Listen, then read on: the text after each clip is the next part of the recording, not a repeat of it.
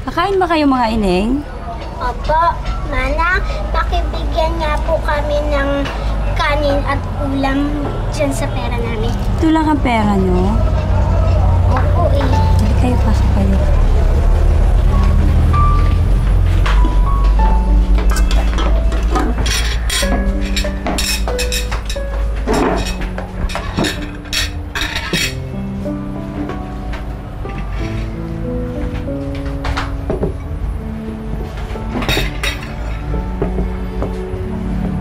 Oh, ito lang kasi sa pera nyo. Kain lang kayo, ha?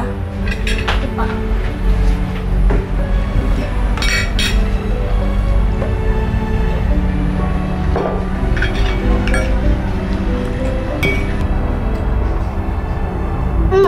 Akala ko ba nagugutom ka na? Kumain ka na! Mabuhan ko ka. Ano ko saan ka nyo dyan?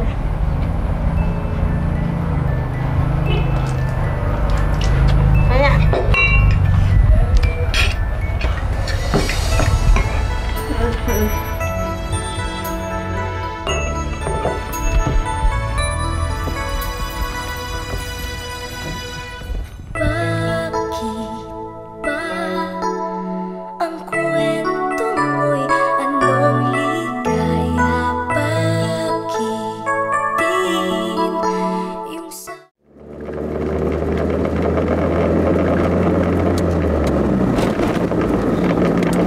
Kanina ka pa walang himig dyan, ha?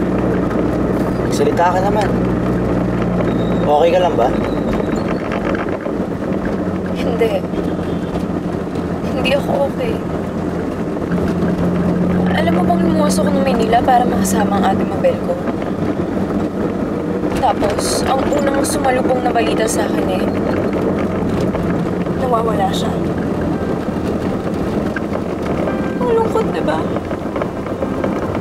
Tapos ngayon, si Princess naman ang nawawala. Mas malungkot. Lalo na siguro kung baka sakaling bumalik ang ate Mabel ko. Nakaka-guilty. Ako may dahilan kung bakit nawawala yung pamangkin ko.